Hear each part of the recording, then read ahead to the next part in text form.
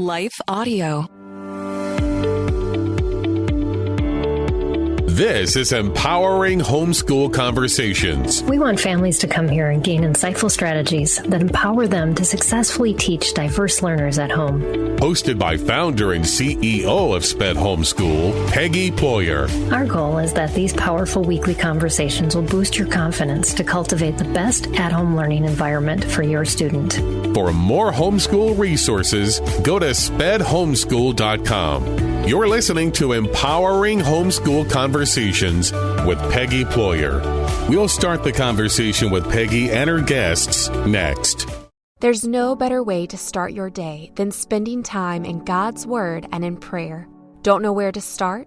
We have a free daily prayer podcast created to help you do just that. The Your Daily Prayer podcast delivers a thoughtful devotional and timely prayer to you 7 days a week. Gain inspiration, faith, and encouragement with daily messages in 10 minutes or less. To start listening now, search Your Daily Prayer on your favorite podcast app or visit lifeaudio.com. The Historical Jesus podcast is the sweeping saga of the life and times of Galilean Jesus of Nazareth, as well as the faith, religion, and church founded to honor and disseminate his acts and teachings. Join me, Mark Vinette, on this fascinating journey through time, exploring the many great works of Christian theology, literature, architecture, music, and art inspired by the words and deeds of Jesus Christ. This is Empowering Homeschool Conversations, provided by SPED Homeschool, a nonprofit that empowers families to home educate diverse learners. To learn more, visit spedhomeschool.com. Here's Peggy Ployer. Today, we are going to talk about science at home, a homeschool parent's guide to integrating STEM into everyday life. And my guest today is, I'm going to pull this up. My guest today is Tina Salmanowitz. I'm going to say that correctly. Tina is a passionate educator and mother who holds a bachelor's of art in early education and a master's in education and curriculum instruction with a focus on science education. She started her career in education in 2007, teaching life science to middle school students. And in 2020, she decided to resign from that and homeschool, which led to her discovery of the benefits of outdoor learning when she enrolled her oldest in a forest school and eventually was teaching the preschool program there. That then led to her being inspired to start her own program called Little Monsters Universe. Welcome, Tina, to the show. I'm excited to have you here today. Thank you. Thank you for having me. I'm very excited. Yeah. When Tina and I were talking ahead of the show, and then we had a previous conversation just about integrating science into life. And I'm just so excited about this topic. I sent out an email to our community saying, want to throw away one of those curriculum books? And I think, we hold so tight sometimes to that old way of doing education. And so I'm excited about this conversation and everything, your ideas that you have to share with us, and just the impact difference of approaching science from this direction. So was science always something that you have loved from early on, or no? No. So that's part of the journey that, got me to where I am. I did not always love science. In fact, I wasn't always good at it either. A lot of times it was very boring. It was just dry. I was reading a textbook, and it wasn't really exciting for me. Right. And I had two teachers in particular that I'll never forget, because they introduced me to this other way of science where it was very hands-on and took us out of that textbook. Right. And we would go into the field. We would observe trees. We had a tree that we had to watch and, make notes about throughout the seasons, and saw how it changed. We'd have to draw and write about it. Right. And then a biology teacher that had hands-on dissections. And that really is what sparked a lot of my curiosity. Because prior to that, it really wasn't interesting to me. Right. Yeah. Well, science in a book isn't meant, I mean, science isn't meant to be in a book. Yes.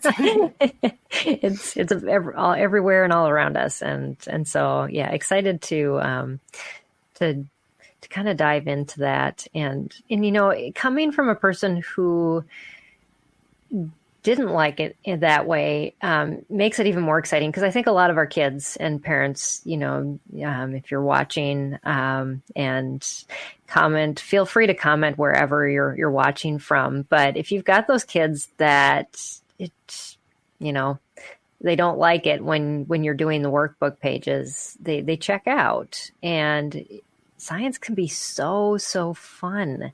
And rather they experience it like you did early on and catch that versus, realizing later in life, this is actually a great thing. And wish I would have discovered it earlier. So let's talk about a mind shift change first for people who have been teaching it that way or were raised to have science in a textbook or in a classroom, an approach from maybe more of a theoretical approach versus this hands-on discovery approach. What needs to change in their thinking? So, thinking that science is just a subject and we need a textbook to read about it, and we're just giving kids that content, that needs to shift to science is a way of thinking. And we want kids to think like a scientist. We want them making observations. We want them asking questions, essentially making sense of the world around them. And when we're able to change that mindset, it then becomes easier to incorporate science into our daily lives. Then we're viewing these problem-solving moments, these everyday interactions that we have, we're viewing them as opportunities to get our kids, like scientists, to engage in these scientific processes that really fosters this lifelong journey of learning. And then the content becomes secondary. Right. Yes. But at the same time, the content does stick better. Yes, absolutely. Yeah, they're doing it. They're being involved, and it really does help that content to stick. So when you have that focus that we're focusing on thinking like a scientist first, the content will just naturally come with it. Yeah. Yeah. And what about failure? I would love to hear your response on this, because science is a lot about failure. So how do we approach that to, especially, a lot of kids within our community are very perfectionistic. A lot of kids on the spectrum tend to be. How can science help with that mind shift that failure is not a bad thing? Failure is necessary, especially in the world of science, to help you to learn from that. And those failures are helping you to figure out what went wrong and what can we do to, change that, to get to the results that we want.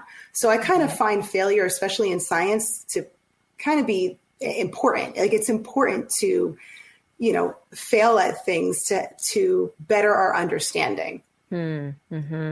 Yeah. And it's so different than the typical mindset, of kids. They just want to get it perfect and do it right and do the best thing possible, and then they fail at it and then they give up. But my oldest, she struggles with that a lot. And I found incorporating art into science has been really helpful for us personally. Because it's there's no right or wrong here. It's your art, your vision, and letting her just experiment and really just being creative with a lot of stuff. And I felt like that really has helped her overcome some of that, because she is also that perfectionist that I need to get it right. She's afraid to even answer a question if she's going to get it wrong. No matter how much I say, it doesn't matter. Failure or getting it wrong, making mistakes is how we learn. That's how we learn.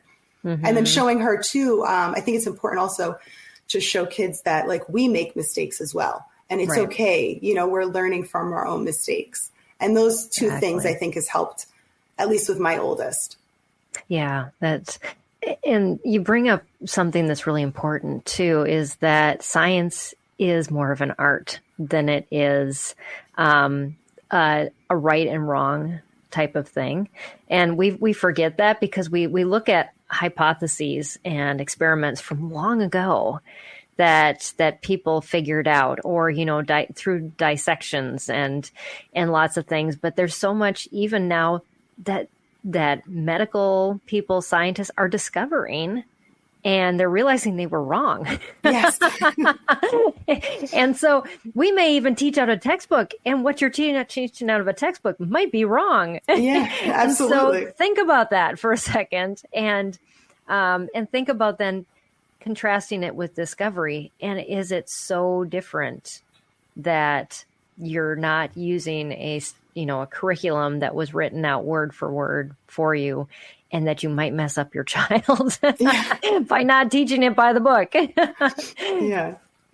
No, absolutely. So, yeah. It's a lot of food for thought, and making that shift. Have you found, as far as like parents that come to you with their kids, have they already made this mind shift, or is there anything that you have found to be helpful to them if they do struggle with, well, what else do we have to do in addition to, this hands-on discovery stuff that you're doing?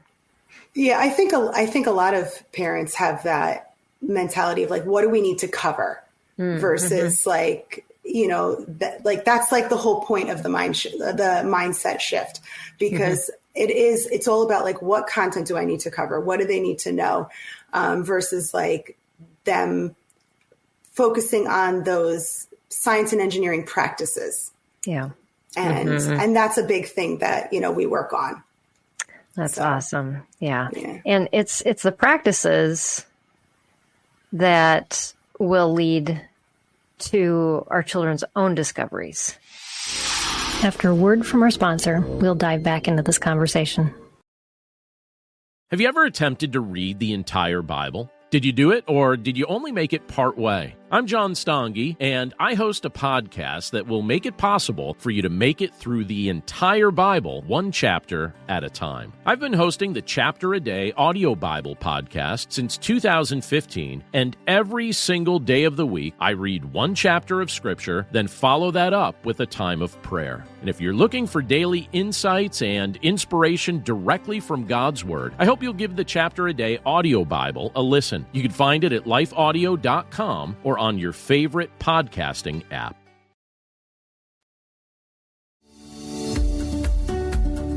This is Empowering Homeschool Conversations, provided by SPED Homeschool. Go to spedhomeschool.com to get resources and support for teaching your unique learner at home. So what kinds of practices do you move towards versus just opening a book and, in general overall thinking? So, and then I'll share a few examples as well.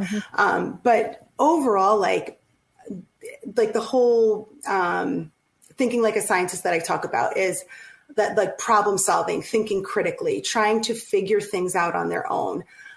So I'll give some examples, especially things that we've done in our home that we do like in everyday life. So one of our favorite things to do, like I'm not huge in the kitchen. I don't love to cook, but I know some families do. And cooking and being in the kitchen is a great place to incorporate a lot of science.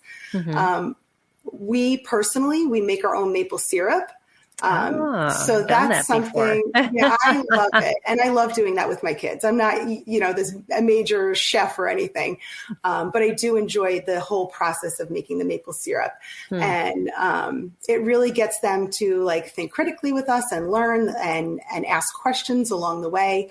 Right. So we start off like in the fall, but we identify the trees and they look for patterns to identify like, what does the leaf look like? The shapes, the patterns, the bark.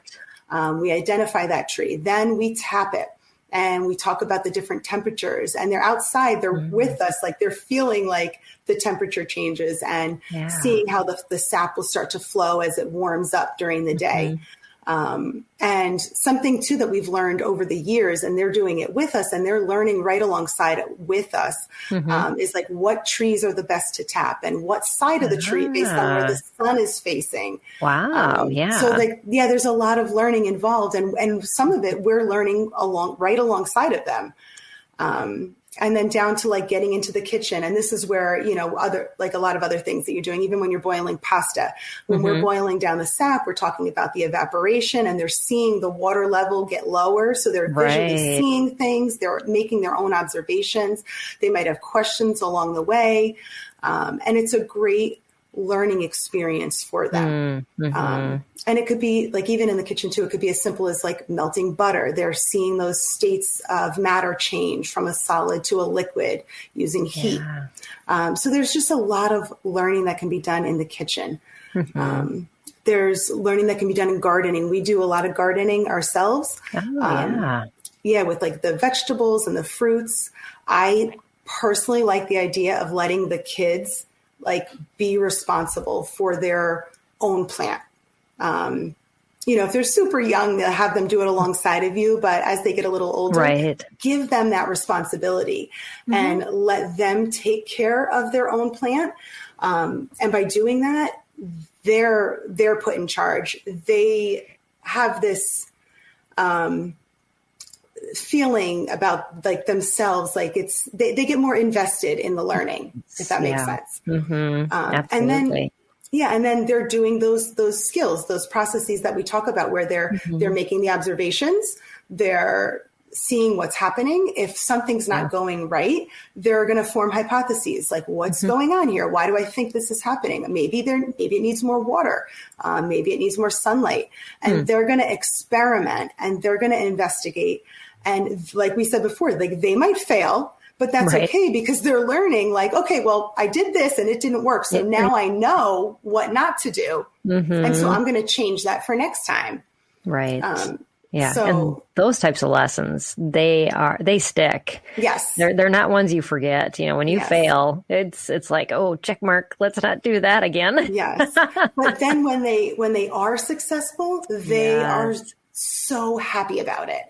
And like they feel this sense of accomplishment, and it means so much more at that point. Absolutely. It goes both ways. Definitely. Yes. Can you talk a little bit? You talked about parents learning alongside their kids. I think that's intimidating to many parents to not have all the right answers and to not know it, what they're always doing. How can a parent who feels intimidated about that really start letting go of not having to know everything in order to teach really what they need to teach? Yeah. So I think understanding too that like you don't need to have all the answers. It's understanding that it's actually helpful for your children, because you're modeling for them. Like if you don't know something, you're modeling for them what to do. And you're also modeling that, like, that whole, like that concept of failure that we were talking about. You're modeling that like, hey, I don't know this, and it's okay not to know everything.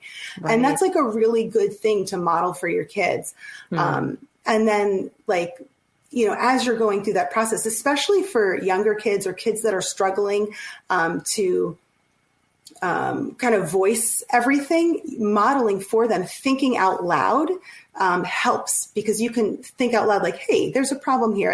I don't know the answer to this. Let's figure this out, or help me. Let's figure this out together. And then again, verbalizing the whole process really helps to model for those kids who do struggle with that. Yeah, I want to really touch on that verbalizing and that dialogue that you were talking about. I know in previous conversations, we've brought that up even with like speech and language therapists, and how much parents don't talk as much as they should, just to even model good sentence structure and composition. We forget that our speech, we just kind of keep it inside, that dialogue, and how important it is to be talking. what we're thinking, because our kids need to know that. They need to go through that process with us and realize it's something that we're doing as we're cooking, as we're, doing all these things around the house, so that they understand we just don't get it. There's things going on up here. Yes, absolutely. Yeah. I hear my son going, and I should, and then I hear myself doing the same thing, and I'm going, oh, he caught it from me. Yes. So other than, so you talked a little bit about kitchen and gardening.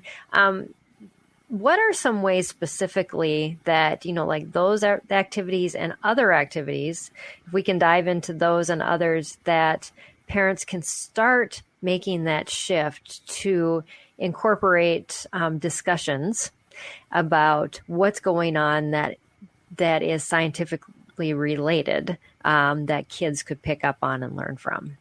So like what other examples, like around the house and things like that? Exactly. Yeah. Yes. So home repairs, like even little fixes, that would be a really great area.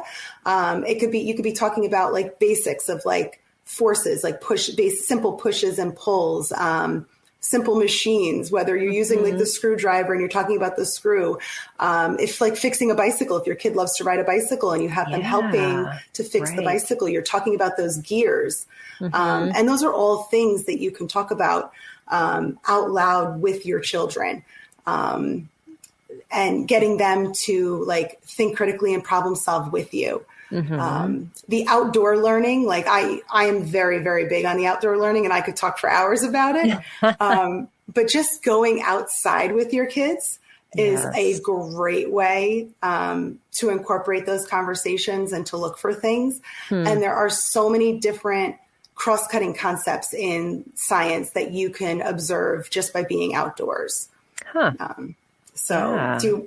you mind if I go into those a little? Dive into them a little bit. Okay, yeah. Because I can talk forever, so you stop me. No. You're doing good. This is great content, because I think sometimes we lose ourselves at, well, what do I do now? And I think getting into the everyday, oh, I'm in this space. Yes, there's science here too. Yes. We forget that because we just get so caught up. Yes. Yeah. So like the kitchen, the gardening, the home repairs, outdoors. I love it. Outdoors is free. You don't need to, pay to be outside. Yeah. So you can explore your own backyard. You could watch from out the window, if it's too cold, like right now it's freezing by us. Yeah. Nature hikes. I personally suggest keeping like a nature journal so you can like document stuff, draw as you go. And it helps them to like maybe focus a little bit more versus just getting out and running around and, and giving them even like challenges. Like I give my kids challenges. Like when we go on nature hikes, I might give them a challenge. Like, we're going to look for, all the colors of the rainbow today and see how many colors they can find. And it helps them to really focus and practice those observation skills. And then you'll be surprised too at how many questions arise during that, like even just simple, like, what is this? But there's a lot of questions that come up. So the cross-cutting concepts that you could be learning when you're outside are things like, observing patterns.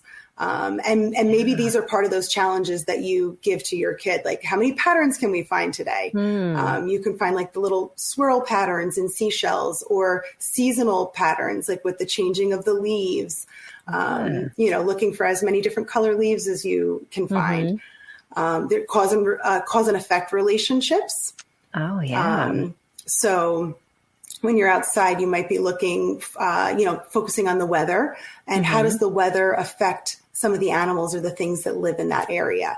Are there birds flying to warmer areas? Is it getting too cold? Or do you see birds coming in, depending on where you live? Right. You're learning about systems. Like we live in a forest area. So that's our ecosystem that we're learning about. So we can learn about the different plants and animals and how they're interconnected. How do they react to one another? Right. And what they're doing. And a lot of times, like, that's also where the questions arise too. Like we saw this bird sitting with its wings out, just very, very still. And my kids were wondering, what's that bird doing? Why is it there? instead of telling them, although I could very easily be like, well, this is what it's doing. Right. I started questioning with them to like encourage their questioning, because I think questioning is so super important. Yeah. Mm-hmm. So I started questioning. I don't know why it is. Let's see where it's like, where is it sitting? Is it sitting in the sun? Is it sitting in the shade? And then we make more observations, and we try to come up with a theory, an idea of like, why is this bird sitting there? Right. And then maybe like, let's see the other birds. Are they also sitting in the sun? Maybe it is trying to keep warm. Things like that. Wow. Yeah. Those questions are so important because, I think, a couple interviews ago, someone had said, why do we answer their questions right away? Instead of saying, well, what do you think? And we're, leading them to the right answer instead of just giving them the right answer. We live in a place where they could look up the answer instantly, but we've lost the ability to really question why things happen when we have too many answers.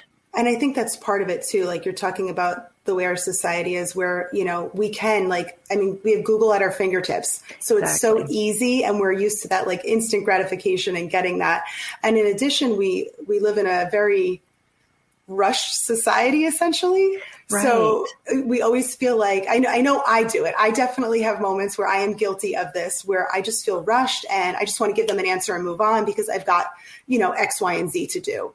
Right. So that is also hard to pull back and be like, let's slow down. Like, let's, like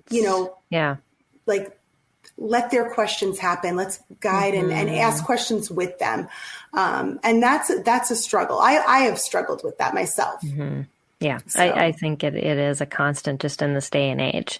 And instead of allowing them to kind of dig in and figure out, that making that shift, having those conversations, speaking science into life. I remember when you talked about something, it brought up just a vivid memory. My dad's an engineer, and I was like an electrical engineer, and then I became a physicist. But he always said to me, I have more mass, you have less acceleration. And, when talking about force, because force is mass times acceleration, I'm like, oh, that means I have to push really hard to get the same force as my dad, Because if we'd be playing tug of war, I would never win because I was too little.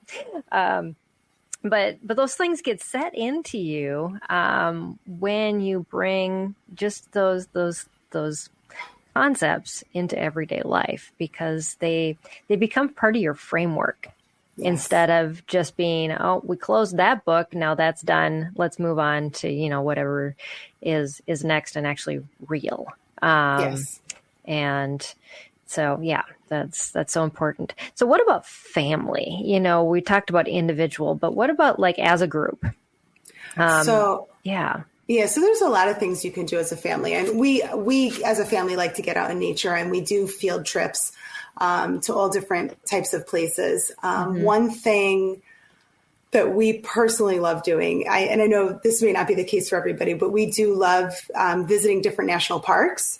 And the national parks have these great junior ranger programs. Yeah. You can do them as adults too. Yes. You don't have to be a kid. I partake in them with my kids, but I love it just as much as they do. And then they get these cute little badges. Yes, we have a whole bunch of those. But they get, like, my kids get so into it and they get so involved, and they're filling out their little notebooks. And we've done like the junior ranger led programs and hikes. And it's a lot of fun to do as a family. And so that's enjoyable. And just other places too, science museums, botanical gardens, farms, aquariums, zoos. There's so many places to go. We've in this, it was when it was warmer, we did a geological site, and we did mining, and they got to see the rocks. My kids are obsessed with rocks. I mean, most kids are. So they loved like digging for stuff like that.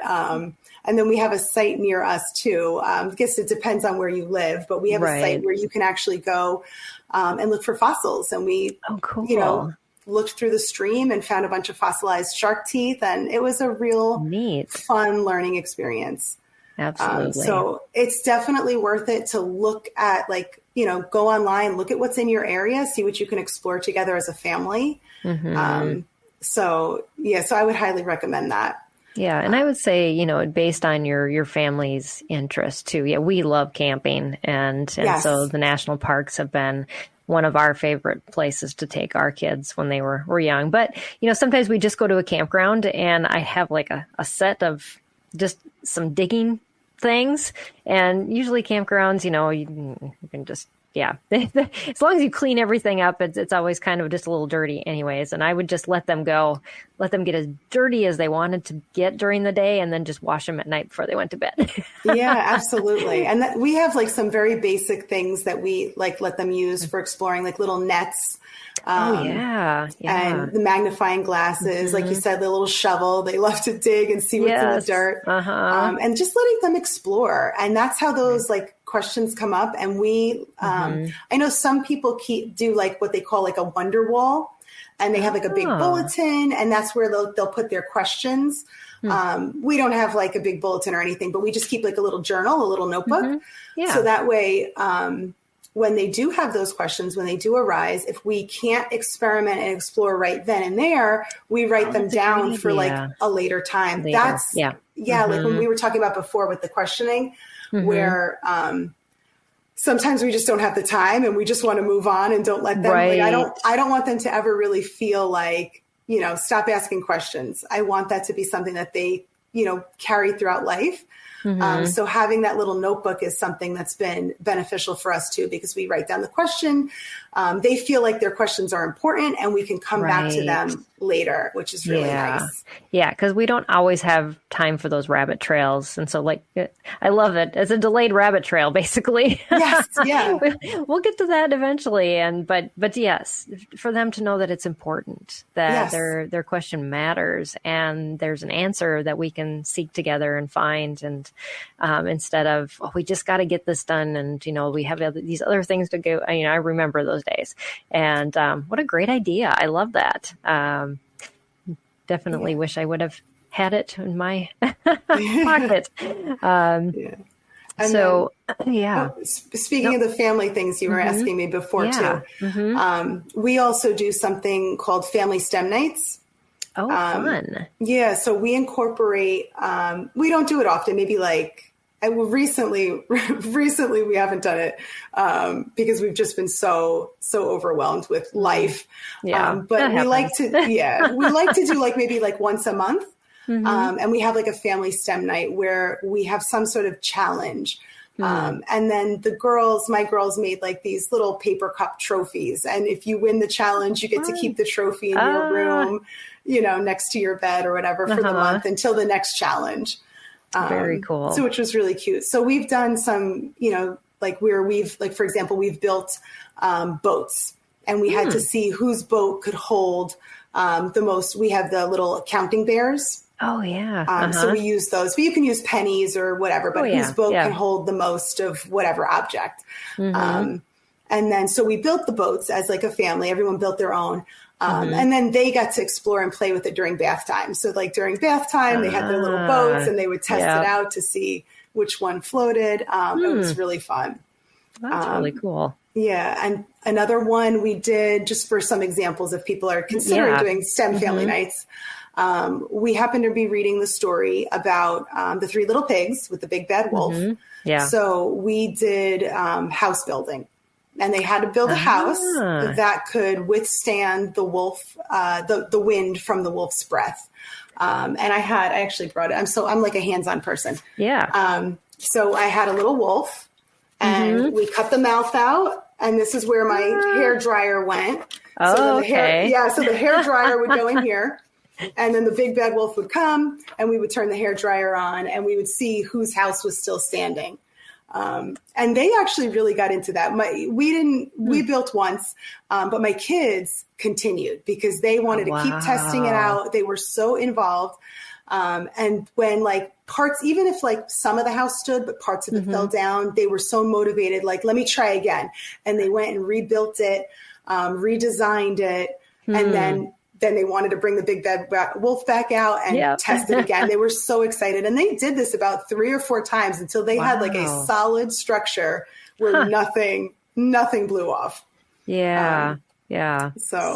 So many good lessons to learn in that a book would never cover and they would never remember. Yes. I just remember my son, building lots of Legos and at first, in their mind, it's like, oh yes, I'm going to build this and it's all going to stay together when I pick it up. And then, like everything falls off. And I learned a very quick lesson when I asked, well, do you think maybe there's a better way to build that so it stays together? And then it was like the spark went off in him and all of a sudden he just started, experimenting. But just asking that question, do you think there's a better way? Yes. And realizing just because it was in your mind and it seemed like it should be good doesn't mean that that's always going to work out. And now this child is an actual biomedical engineer.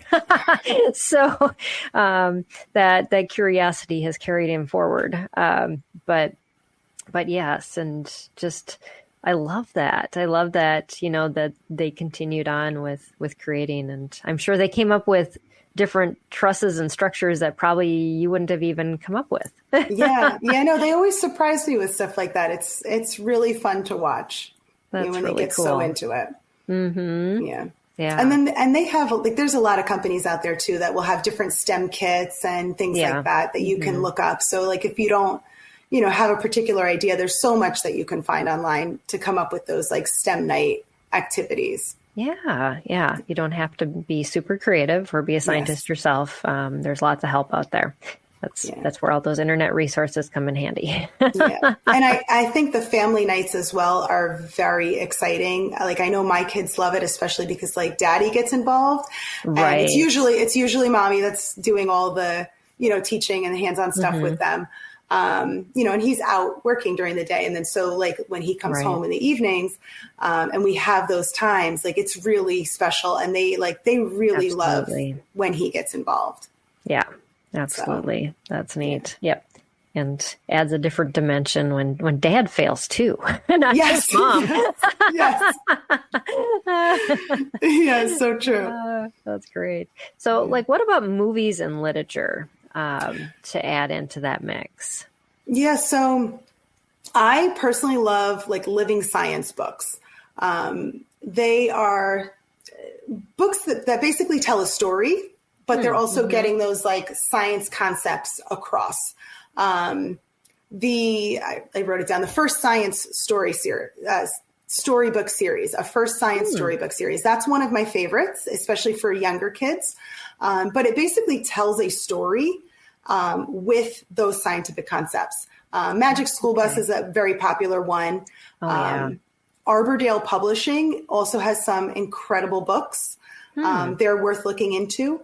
One of our favorites is Cactus Hotel. And it's a story all about this cactus and all the different animals that come to visit and basically live off of it, whether it's, it's providing them food or shelter or a home. And it's just showing the interconnectedness within a desert ecosystem, but it's done in the form of a story. And I feel it makes things more enjoyable, more relatable, rather than, the typical textbooks. Right. And then I brought another one too. I'm a big fan of the, Paper Pie, the Usborne Books and More stuff. Oh, yes. Because they do have that nonfiction stuff, but it's not so dry. And it's done it just has beautiful images. They have especially for the younger kids. I mean, even me as an adult, I enjoy the little open the little doors and yes. and it's all done with bite-sized pieces of information. So you're not getting so overwhelmed with stuff. And you don't obviously read the book all at once, but you do a page here and a little flap there. And they're just beautifully illustrated, and smaller chunks of information to handle versus a ton of information that you're not going to retain. Right. Yeah. My kids always liked those books that had the little sidebar, like a little paragraph here and over here, on the pages that just gave it like a snack of information, and it was enough to kind of jumpstart something, or question or really? And then, you'd see them running out somewhere to discover, was that true? It just is enough, but not so overloading that they're like, okay, I'm done. Yes. Yeah. Because it becomes too much. Right. So, yeah. But you want to spark that curiosity like you were talking about before. Yes. Yeah, absolutely. And then I have a whole blog article about different TV shows that are great for science. But I know one that I really enjoy is the Wildcrats. Mm-hmm. Wildcrats is always good. And then my kids like, the Cat in the Hat knows a lot about that. They enjoy him. But I have a whole blog about like TV shows, that are really great for science and for different ages. Yeah. So I would love, for our show notes coming up, if you could share some of those book resources as well absolutely. As that blog link, and then our viewers and listeners can just click directly on those from the notes so that they can find all that information. I know as a parent, you just feel sometimes I'm just so overloaded. I got so much to do. Can somebody just give me, an idea? Because I'm out of ideas. There's so many days I remember and just being completely wiped out of ideas. I just need something in front of me. I'll absolutely share those with you. Yeah, that'd be awesome. And so, another thing you had said that you wanted to talk about was a citizen science projects. Yeah, so about that. Yeah, so citizen science projects, especially for like the older kids as well. This is like a great thing to get involved in, and you can do that as a family as well. But they're basically ways to like become actual scientists, where you're helping, you're gathering research and collecting data to help actual scientists. And there's so many to choose from. And again, I can share the websites as well. Yeah, there's that'd be great. SciStarter and then citizenscience.gov. So I wrote those down. And those SciStarter I really liked because of the way it's set up. It's very easy to navigate, and you can pick like the topic that you're most interested in. If you're interested in getting outdoors, or you're interested in animals, or you're interested in space, it'll narrow it down for you and show you the types of projects that are out there. And focused in your area as well. You can type in your location, and it'll give things that you can do from home. That's neat. Yeah. So what have you done any in the past, and what have they been that you've been involved with? I haven't. Well, actually, no. We've done one where we were documenting like certain animals that we would see in our yard. That's the only one that we've done. And iNaturalist is one of the apps that you can use to upload and report your findings. Okay. So like for example, like if you're doing, I know they have like a bird watching one. So if you're doing the bird watching, you would go and you would, take note as to what birds you have in the area. You can snap a picture if you're able to get a picture, and upload that. We had seen a bobcat. So we had uploaded that there was one in the area, and uploaded that to the site to show like the date, the time when we saw it, uploaded the photo.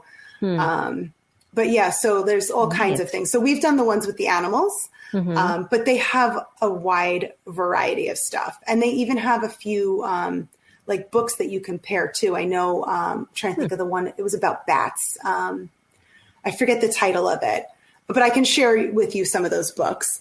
But they have like the citizen science ones, like the books that go along with the activity as well. There's one about the water, like finding the little macroinvertebrates. So like, they're basically like insects that live in the water, but then they grow to be adults. They come out of the water, like a dragonfly would be one. So like the baby dragonfly lives in the water. And then as it becomes an adult, it comes out and then it flies around and it's no longer in the water. But those macroinvertebrates are a sign of how clean the water is. So finding those in your waterways is a sign that you have like very healthy water. So that's another citizen science project, like looking for those macroinvertebrates and looking under the rocks for them. So there's a lot out there. Yeah, that's really neat. Because then eventually that data will be published somewhere. Yes. And your kids know they're contributing to something more than just a lesson, that they're helping inform other people, and they're part of something bigger that's something we all want. Yes. And how neat that, we finished science this year, but no, we contributed to a study, and let's, I can't wait to see what everybody else observed, or, hear about that. And and how what we did made an impact. Yeah. And then depending on where you live too, I know like there was like a big thing about like, all the cicadas that are coming out. And I know there's going to be another brood that comes out, but in other locations across the US. And that was something too. They have a specific app that you can record like when you see them emerge. And then it tracks them. It like tracks like where they're emerging, when are they, and it keeps track of their populations. So that's another fun one to get involved in. Yeah. It sounds like there's quite a bit of different opportunities. Yeah. So that's really cool. So is there anything else that we missed? I think we kind of covered everything that was on our list. If you are watching and you have any questions, you're like, okay, how do we do this? Definitely put those in the feed. We're broadcasting live to Facebook, YouTube, Twitter, Instagram. So we would love to know what you think too. I just know that science has made, incorporating science has made such a difference in my kids' lives, and just how they observe the world and live in it. So since you've been homeschooling now for about 4 years, right? Yeah. So how have you seen your kids' idea of science change by going this, taking this route versus a traditional route? So I find them to be very like inquisitive, and I find that a lot of the skills that they're learning with science also like carry over into other aspects of their life as well. Good to know, yeah. So like no matter what the subject is, they're applying some of those same skills. Like the way that they're thinking and the way that they're asking the questions, and just even being able to like communicate their results, being able to do that like across the field. Like I find that like that's like the biggest thing that I'm seeing it play out in other aspects of their life as well. Right. Yeah. And how freeing for you to to be able to teach, with such confidence this way. Because I, like when we started the conversation, I was talking about, how just apprehensive a lot of parents feel with saying, oh, but I didn't check all those boxes off. I didn't get that book opened, but look down long run is where, I really want to take it, is because now all my kids are adults. And do we want our kids to be box checkers? And that, or do you want them to ask why? Because there's going to be a lot of things coming up in your children's lives that you really want them to ask why about before they just do it, especially as they become teenagers and adults. Yes. And so, holding on to fear that, I just don't know about this. I don't know if we can approach education this way. It just doesn't, really think about the long run ramifications of just having your kids obey you and follow you versus asking you a lot of questions, asking why, understanding what they're doing and why they're doing it. This whole scientific mindset will lead them into wiser decisions all around, just like Tina was talking about with seeing her kids and how that goes into other subjects. And so do you find that, like, even if you're reading like literature that has nothing to do with science, that your kids are asking different things about characters, and, how does that play out with even their decision making, in life, not just in school subjects.